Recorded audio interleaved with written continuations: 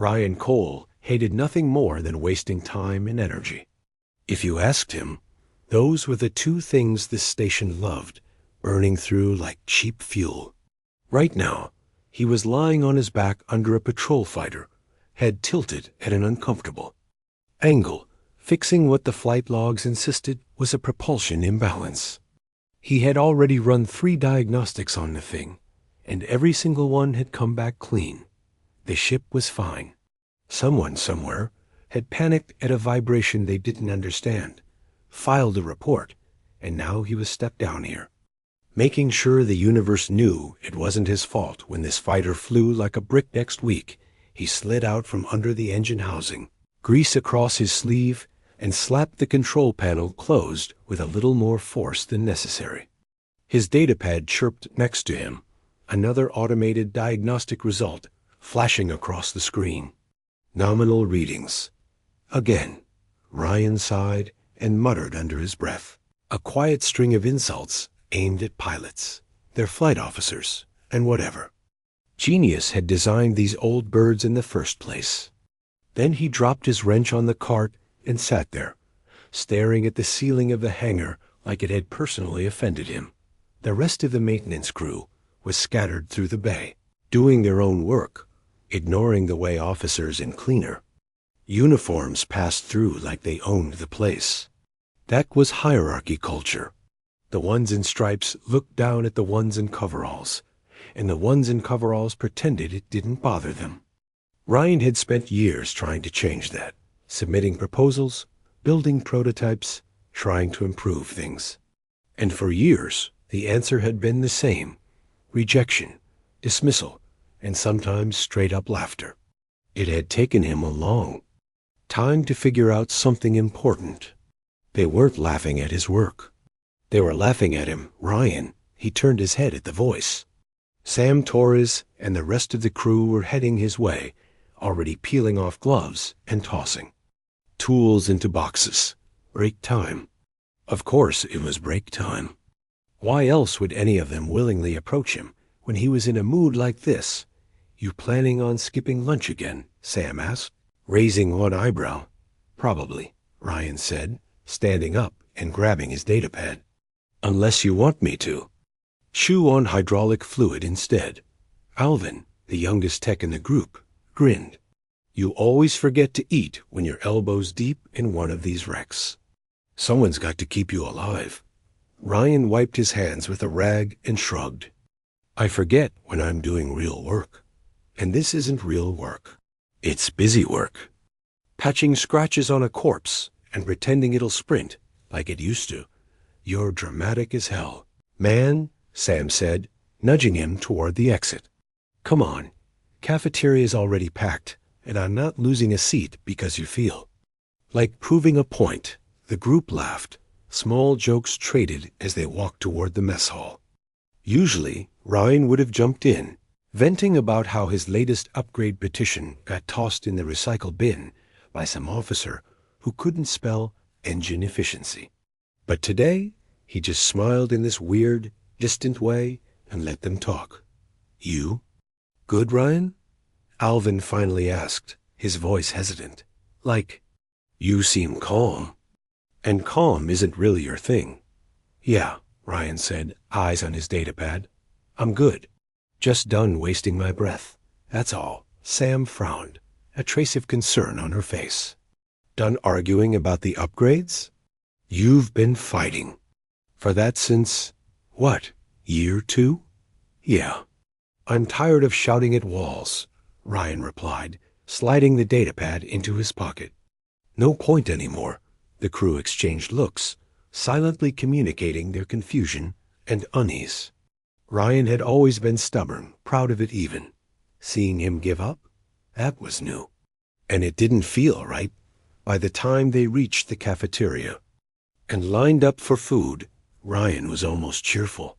He grabbed the usual tray, gray nutrient mash, a handful of dried insect protein, some fruit, and water, and sat down at the table like nothing was wrong.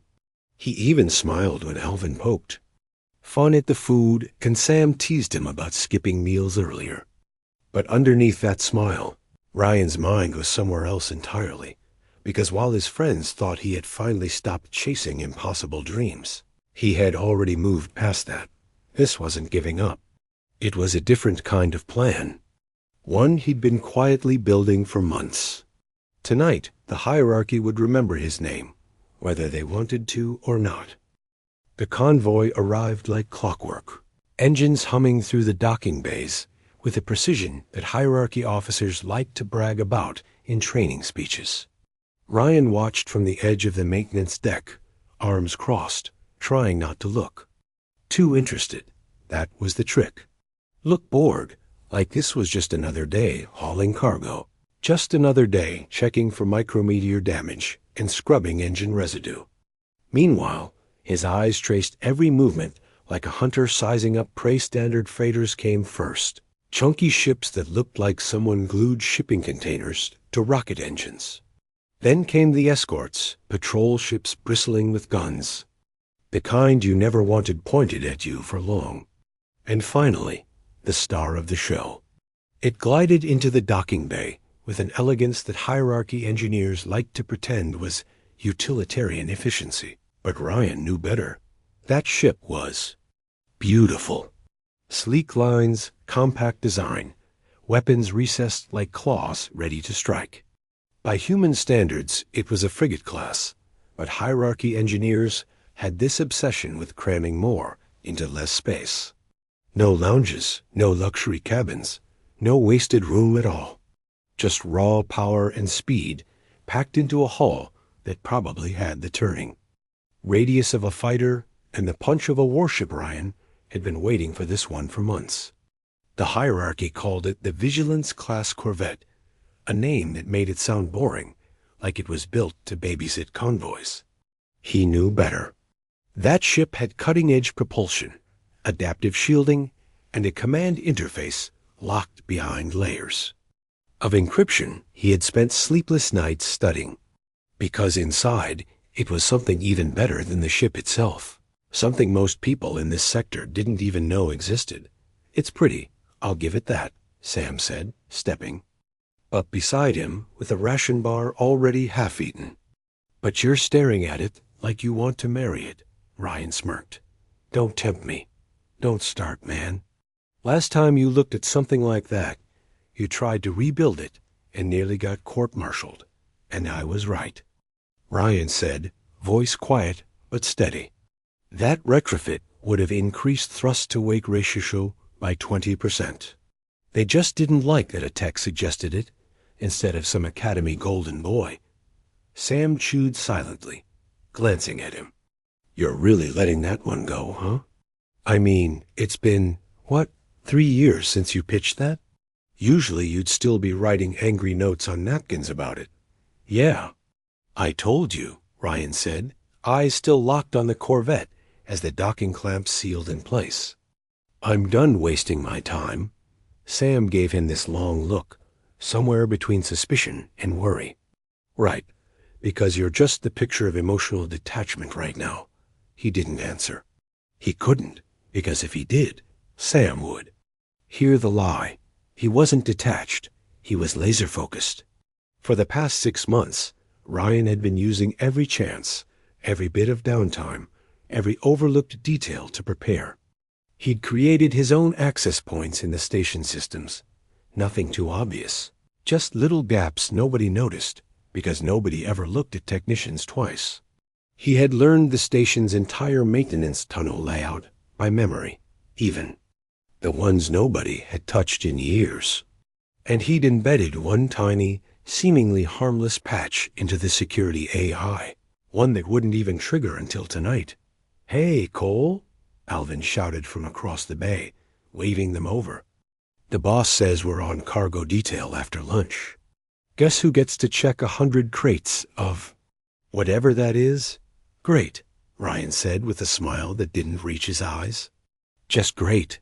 They headed out, the crew complaining about schedules, about the way officers always dumped extra work on techs when convoys docked. It was normal talk, the kind that filled the day-to-day grind of station life. Nobody noticed Ryan pulling up a secure datapad while walking, thumbs flicking across encrypted command lines, a faint glow reflecting on his face before he closed. And again his friends thought his new calm was acceptance. It wasn't. It was clarity. Tonight, after months of planning, after years of humiliation and rejection, he was finally going to move on.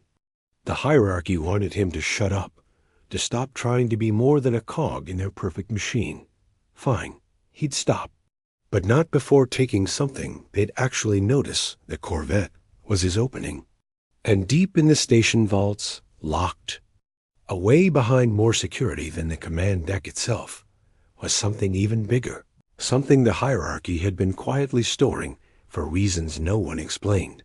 Ryan had learned what it was 3 months ago, and it had been gnawing at him ever since. It was dangerous, valuable, and more importantly, it didn't belong to them. Not anymore. He walked with the others toward the cargo lifts, listening to Sam talk about some off-duty rumor, while Alvin laughed at his own jokes. It felt almost normal, almost like old times, when Ryan thought maybe he could climb the hierarchy ladder the right way. But those days were gone. Tonight wasn't about climbing. Tonight was about cutting the ladder down entirely. By the time the shift was over, the Corvette was sealed, restricted, guarded by armed Marines who treated every tech like a potential saboteur. Irony had never tasted so sweet. Ryan smiled under his breath, slipping into an access duct nobody even looked at. Twice. His personal network lit up on his datapad, a quiet confirmation flashing at the bottom of the screenal systems armed. Awaiting activation, he closed his eyes for just a moment, breathing in the stillness. This was it. Months of setup. Years of resentment. Everything was lined up, every piece in place, all waiting for one simple command. He opened his eyes, the reflection of the Corvette's hull glowing faintly in them, and whispered to himself, one push and everything changes. The station felt different at night, or at least during the closest thing this orbiting rock had to night. Lighting dimmed to an artificial twilight, the constant echo of footsteps faded, and only the hum of life support systems filled the silence. Ryan liked it this way. Fewer people, fewer eyes, and no one paying attention to the quiet maintenance guy slipping into service ducts he wasn't scheduled to use. He crouched in a narrow access tunnel, kneeling by a small panel that, on paper, didn't even matter. Just a relay junction, one of hundreds in the station. He'd modified this 1 week ago, giving it a secondary function nobody but him could trigger. He'd even cleaned up the log files after each test, burying his digital footprints under harmless data clutter. If anyone did find it, they'd think it was an old calibration error. He'd built this whole thing around being invisible because no one cared about the guy with grease under his nails. Ryan held the data pad in one hand, thumb hovering over the execution key. He stared at it for a long moment. He could still back out. He could erase everything, hide the traces, walk away like this never happened. Tomorrow would look like today, and next week, and every other miserable year he'd spent here. But then, he remembered every sneer, every time his ideas had been shot down, every single stay in your lane, coal from people who had no idea how much better things could be if they just listened. And he pressed the key. The effect was immediate. Warning klaxons roared through the maintenance deck, a sharp, rising wail that made his chest throb. Security alerts flashed on every nearby console. Then came the voice of the automated AI, cold and mechanical, announcing chaos alert. Intruder presence detected on Deck B9. Hangar Bay 7 compromised. Command deck breach in progress. Ryan smirked. Those intruders didn't exist. Every alert was a phantom, a carefully fabricated ghost planted by his code. While Marines scrambled to intercept enemies who weren't there, every automated safety and security measure went into emergency mode. Doors locked. Camera feeds scrambled. Drones shut down mid-flight or began ramming into walls, confused by corrupted navigational signals. Entire systems crashed one after another in a cascade of failure. He had designed to look like a coordinated enemy assault from somewhere deeper. In the station, voices shouted, boots thundered on metal floors, and more alarms piled on top of each other. And then, almost like the chaos was taunting them, half the escape pods in Bay 4 suddenly launched without authorization, shooting into open space like panicked birds. "Oh, that's going to cost someone a promotion," Ryan muttered, crawling forward into the next section of the tunnel. The real beauty was that it wasn't just the station. His code had jumped to the planet's orbital network too, hammering military research centers, supply depots, and even surface-level administrative hubs, not enough to cripple civilian infrastructure, but just enough to make the whole planet twitch. The hierarchy hated embarrassment, and this was pure humiliation broadcast across half the system. Ryan activated his comlink, a private channel piggybacking on the station's dying network. "Sam, you there? Ryan? What the hell is happening? Comms are fried. Systems are going nuts. Where are you?" Her voice came back, tight and laced with panic. "That's me," he said calmly, pulling open another access panel. "And we don't have much time. Get Alvin and the others. Meet near Hangar Bay 12. Stay close to the Corvette." "Wait, you did this? Ryan, are you out of your mind? They'll kill you for this. They'll kill all of us." "No," Ryan said, stepping into a shadowed corridor and closing the panel behind him. "They won't even know it was us, unless you tell them. Listen, you're either in or you're helping the same people who've been crushing us for years. Your call." There was a long silence. Then Sam's voice, low and shaky. "You're insane, you know that? We're coming. But if we die, I'm haunting you." Ryan actually smiled. "Deal. Now move fast. We don't have long." He killed the cum channel and ran. Every step took him deeper into the bowels of the station, toward a sealed vault most people didn't even know existed. It was where the hierarchy kept their most precious things, and it had taken him months to figure out how to reach it without tripping half a dozen biometric scans. He hit the final security door and let his forearm interface latch onto the console, dozens of tiny cables wriggling out to connect. His eyes twitched as his neural link spun through decryption sequences at blistering speed. The lock clicked open. After 58 seconds, Ryan stepped inside, heart pounding, and stopped. There it was. A small sealed cube resting on a pedestal, simple and unmarked, but heavier in implication than an entire warship. He walked over, unlatched it, and felt its weight in his hands. That was it. Months of planning, years of frustration, and it all came down to this one object in his grip. He exhaled slowly, then turned to leave. Somewhere behind him, a patrol guard rounded the corner and froze at the sight of him. "Stop right there."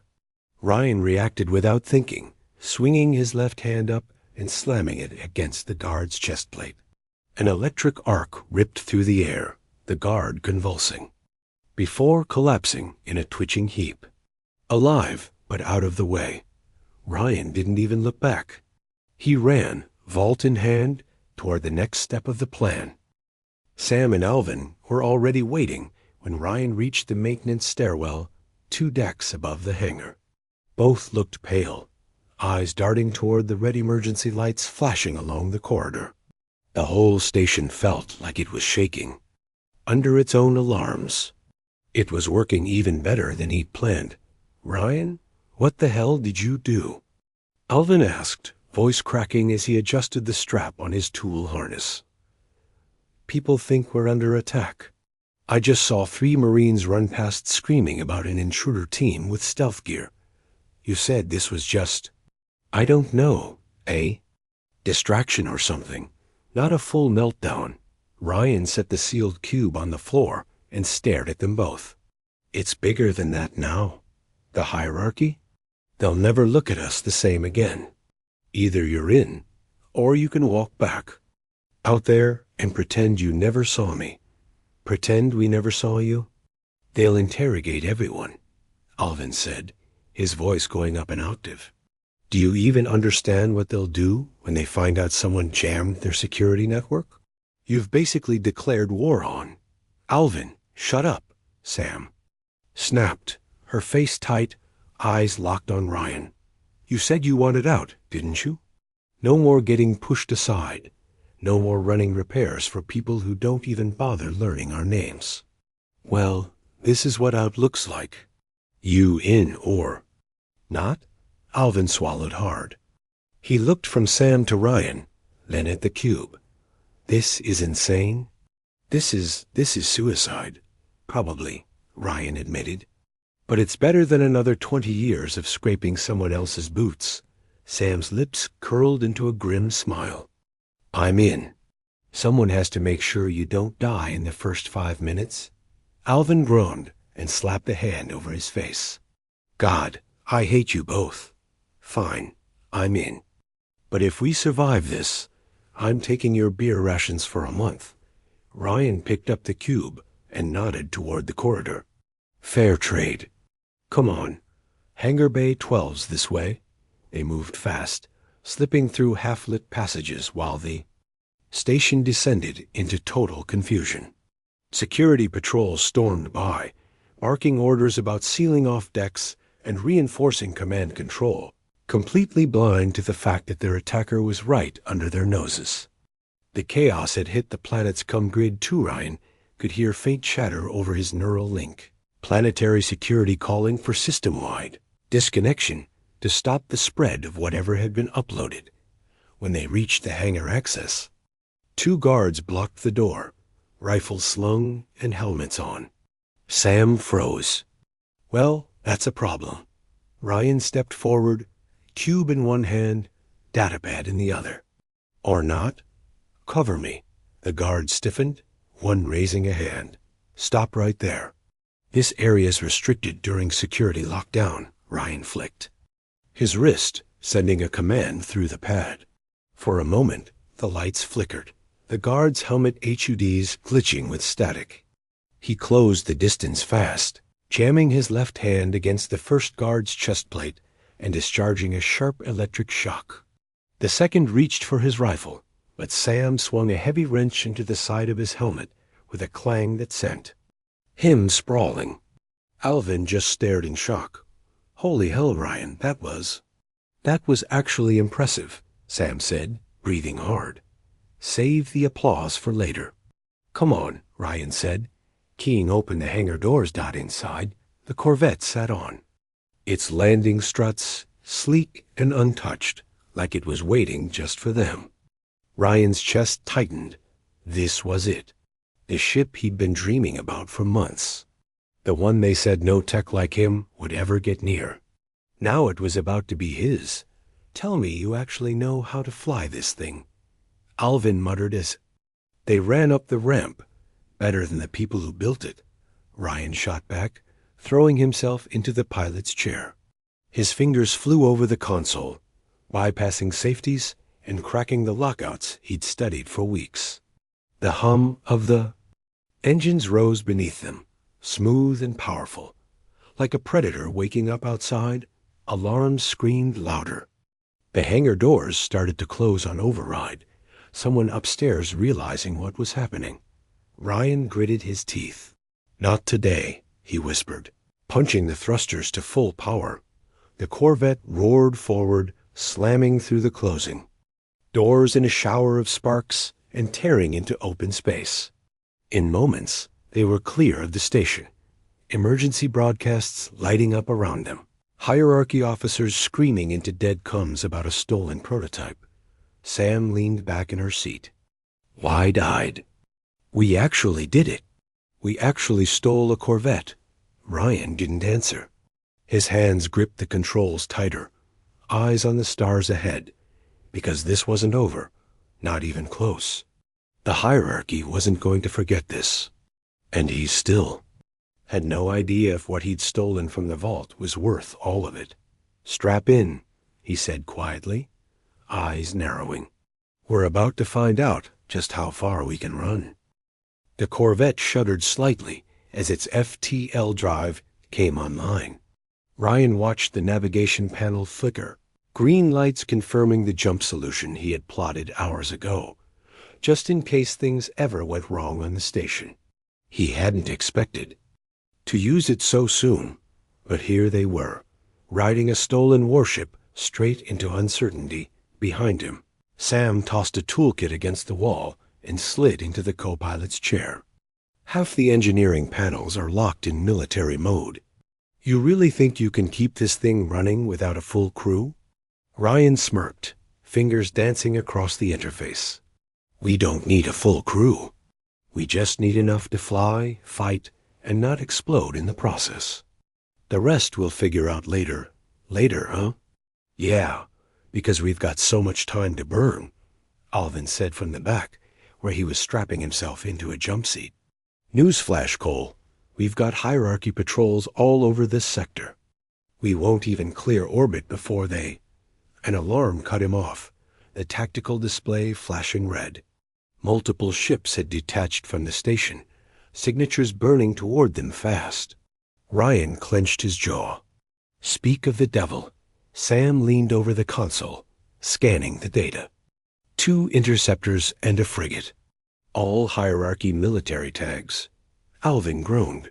So we die now or later? Not today, Ryan muttered, kicking the engines to full burn. The Corvette surged forward, sleek and violent, leaving the station shrinking behind them. The interceptors closed in quickly, but Ryan was already feeding raw power into the thrusters, bypassing safe output limits.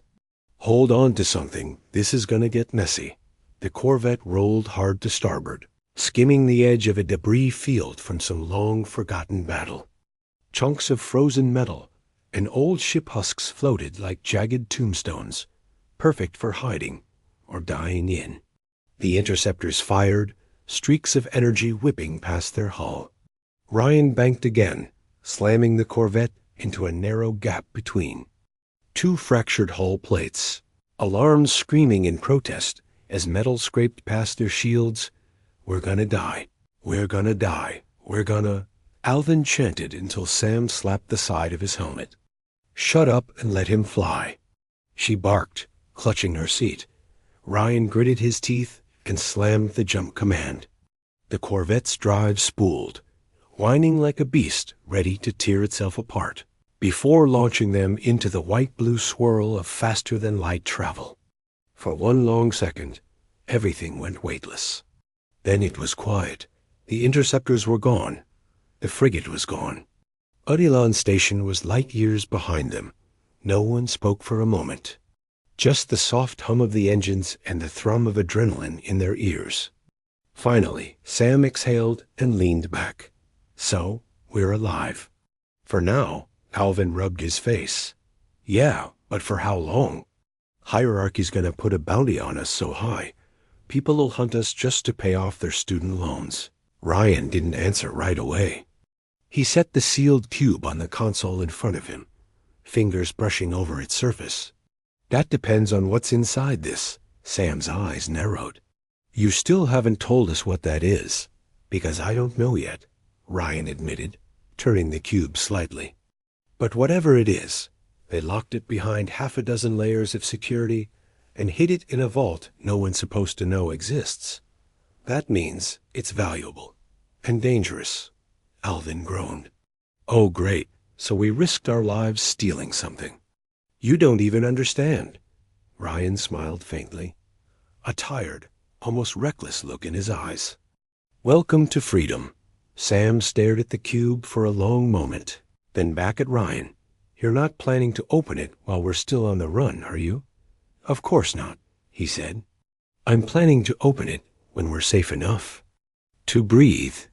If we ever get there, outside, the stars stretched endlessly, the ship carrying them into a future none of them had planned for. But for the first time in years, Ryan felt alive. The hierarchy was behind them. Ahead was something new, dangerous, and free. Strap in, Ryan said softly, eyes locked on the shifting horizon of FTL space. our lives just started over.